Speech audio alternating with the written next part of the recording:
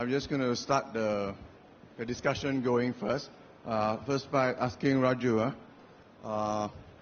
if even after they certify, we still can have outages, like even in the case of first server in Japan, what then would you recommend our cloud service provider as well as the user of cloud service provider to do in order to minimize, the impact of such outage? Is it just to adopt your guidelines, or maybe you want to share a bit more about the nature or the content of the guideline? So according to me, the biggest issue that the cloud service provider has to lose is not money, is reputation. The cloud service provider's biggest asset is its reputation. If word gets around on social media that this specific cloud provider is not reliable, has outages and does not inform SMEs or end users that there is an outage, planned or unplanned, then that cloud service provider will get it will be very difficult for that CSP to attract new business, because reputation is a number one issue in public cloud. As far as the end user is concerned, you have to protect your business first. It's not the responsibility of the cloud service provider. It's not the responsibility of the government. It's your responsibility, because it's your business. It's your customers. It's your suppliers. It's your database. Therefore, I would say keep a DR or BCDR or in-premise of your most critical workloads. Because if that's on the cloud and whatever reason there is latency or there is non-availability or there is a security attack and that service becomes unavailable, your customer doesn't care whether the cloud service provider is unavailable. He cares that you are not providing that service to him, and he will sue you. He will damage your reputation. Therefore, make sure you have secured your reputation by having 100% what we would technically call active DR in place, by having in-premise your most critical workloads, and use the cloud only for passive or archival or for workloads that are not hypercritical. On the other hand, you can use the cloud for hypercritical workloads. However, make sure you have a copy in-premise as well. Thanks.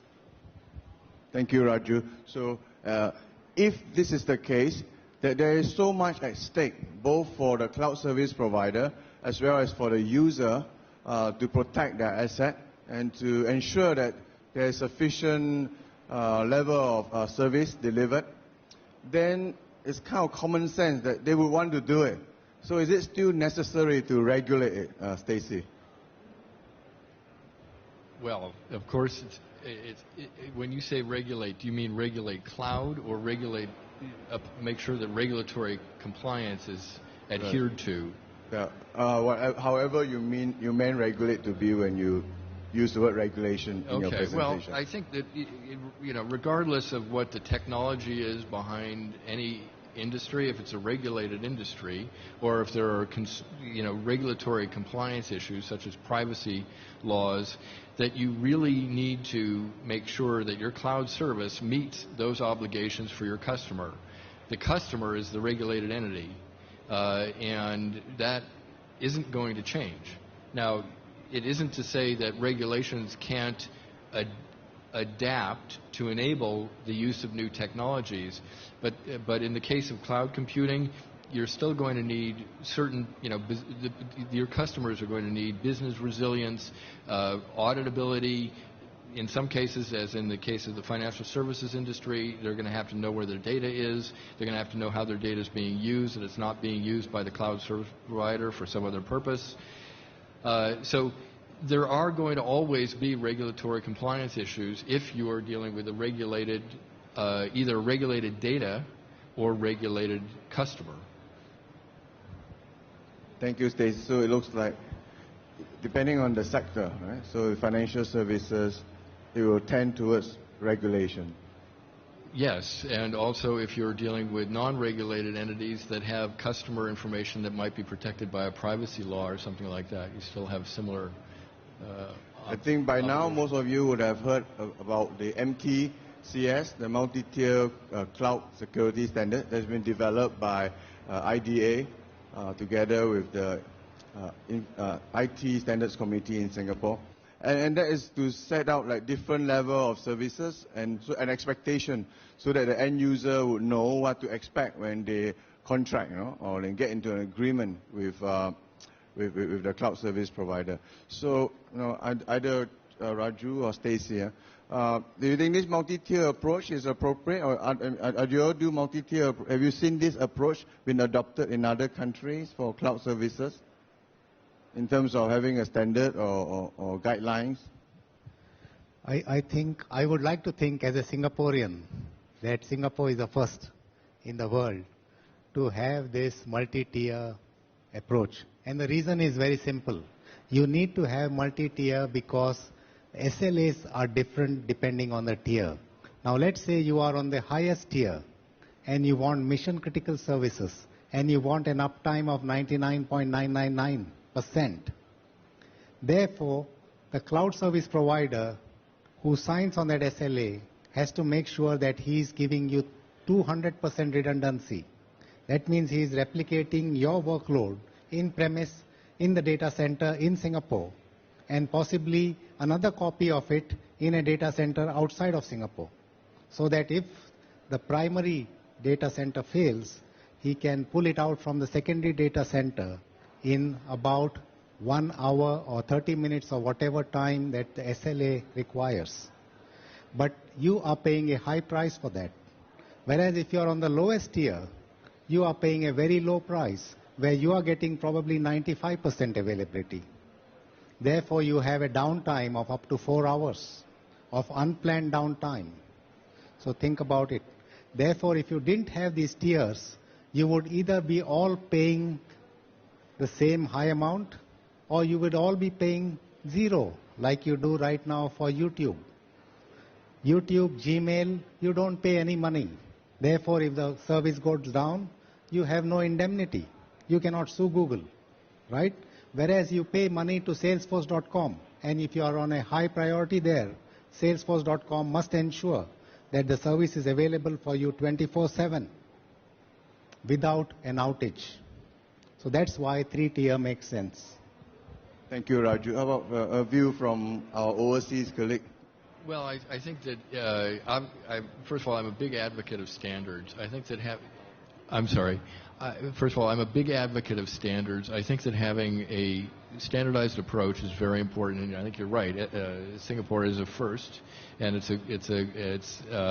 an eyes wide open, very smart approach to developing a standard around this. For financial services, and I think this is applicable a little more broadly than just the financial services, we at ACCA and another trade association, the Open Computing Alliance, developed what we call the Safe Cloud Principles for FSI, which address many of the same issues. And I can go into this in a little bit later in detail, but I think that regardless whether it's using NIST standards or ISO standards or in this case we're talking about IDA's platform, I think it's very important that the industry look at solving problems across the industry and across the globe. They have to implement standards. Thank you, Stacey. Now, moving on, as you know, this segment we're going to talk about computer security as well. So I understand from Raju that his guideline do not cover security breaches, but cover outage incidents. So just want to check, whether or not, with respect, because security obviously is also cyber threats and cyber security are important issues. How would you suggest some of these may be addressed or could be addressed, whether with this guideline or extended guidelines? So that's a good question. There is already a security guideline in place, which is already now a standard under ITSC. It is called MTCS, Multi-Tier Cloud Security. And even though it is not law yet, I hope it will be, because it affects all of us. If there's a security attack, if there's a DDoS on your workload, in your data center or in the CSP's data center, somebody has to figure out that it has been a security attack. It is probably either malicious or it is probably directed, which means some organization like the mafia is directing deliberate security attacks, and that is taken care of by MTCS.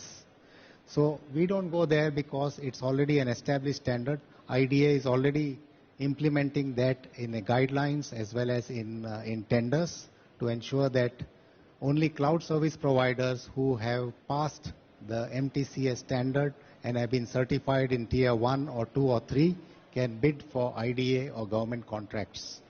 That's the way to go, without even making it into a legislation. The moment the government says, yes, you must pass the standards, otherwise I'm not going to give you contracts, that already becomes a de facto standard. Yeah, just on the check if Stacey has any comments to add to that around security and cyber threats, how we can manage and help to address those incidents. Well, first of all, I don't know if everybody in the room is a Singapore company, so I would look at, I think you also have to look at ISO standards. NIST is developing standards in the U.S. that will be, adopted globally. Can you all hear at the back? I'm sorry. I'll hold the microphone closer. So what I was just to observe that in addition to the IDA standards, if you're looking at a global market, you also have to be looking at, for instance, the ISO standard 27000 series standards and NIST 800 series standards, which are under development. It's, again, these are very, very. The NIST is a framework, actually, not a process. So I should be very clear about that. And it's an approach to establishing the processes regarding classifying data or categorizing it, selecting the appropriate security controls in regard to the particular data, obviously testing and assessing security controls, authorizing, it's access and authorization, and then monitoring the security state, all of these things in a framework. So there are a number of standards that you really should be looking at as you consider your security issues. Thank you, Stacey. I suppose this goes back to the keynote address in the morning where Ace Kung from IDA also stressed the need and the use of standards and how that could help both the service provider to design the service to ensure a certain level of security, as well as to assure the level of security from the user can acquire when arranging service with the CSP. So we have about 5 minutes left. So I'd like to open now to the floor for questions. Any questions for Raju or Stacey, please? You should have enough time to have think of the question by now. Question? Let me make a comment while we're waiting for that first hand to rise. I think when I think about cloud security and then map the question of cloud security, and you described outages, which are obviously significant, but the largest security breaches, as we all know the statistics, in the last 2 years, the largest security breaches were eBay, Target, Home Depot, JP Morgan, the great bank robbery with 100 banks around the world, 30 countries. None of these were cloud services. And so the question of cloud security has to be mapped against against security reality. And there's you can look at it anecdotally and say, well, who's going to be more concerned about cloud security? Somebody who focuses 24/7 on it, or somebody who has a department that pays attention to all of its other IT concerns, as well as making sure that they're secure. But once you meet those standards, once you have the practices in place, you have a product to sell against the question, who's more secure? you do have to make that threshold of ensuring that you have done everything you are supposed to do to have the highest level of security. Thank you, Stacy. Any questions from the floor, please?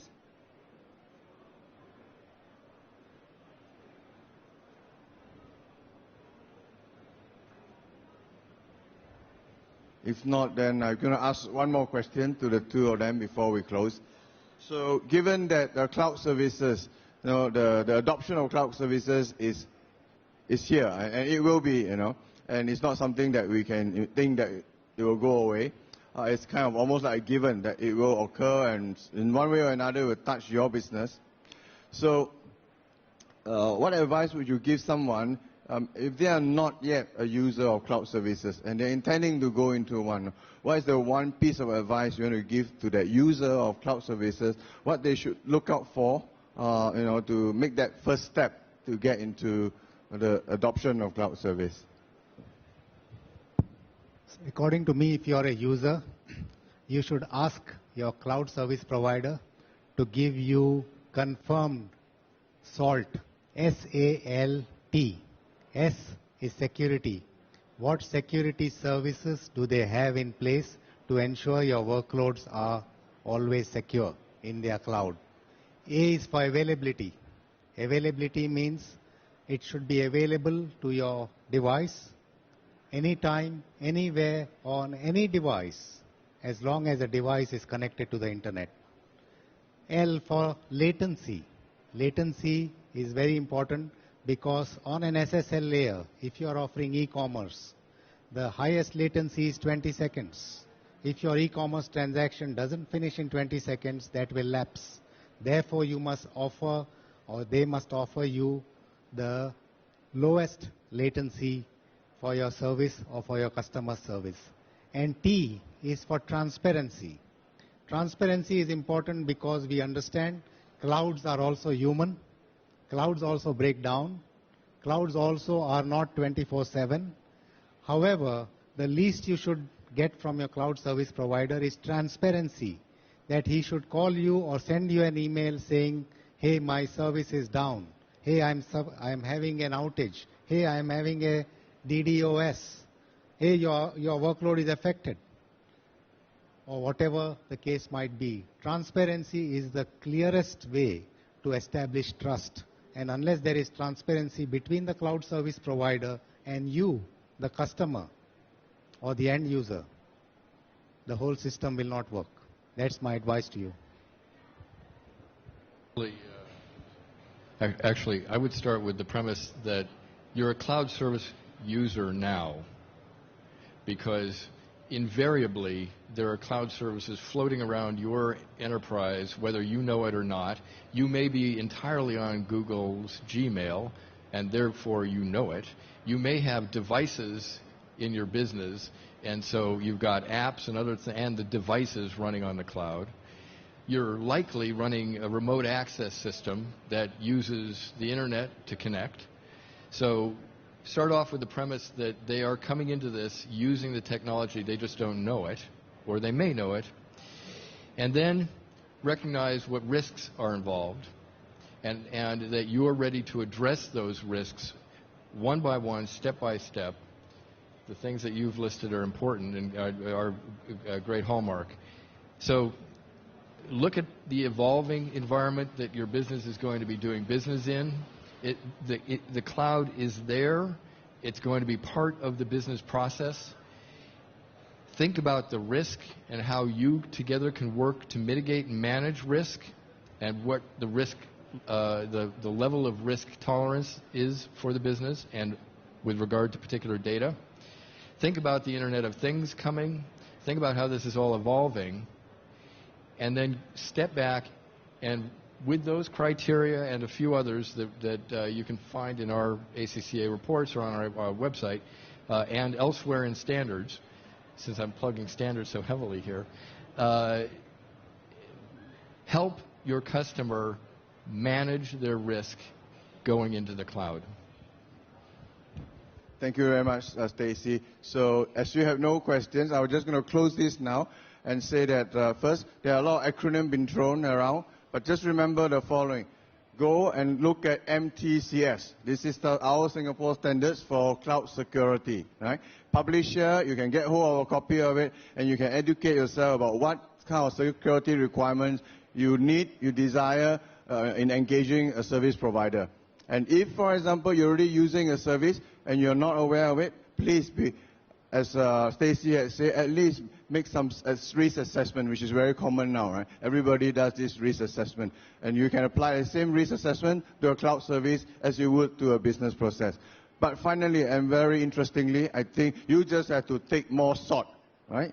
The SALT as recommended by Raju. If you forgot what SALT stands for, remember what is it? S, security, availability, latency, and transparency, right? Take that and you are done. Thank you very much. Thank you for your time.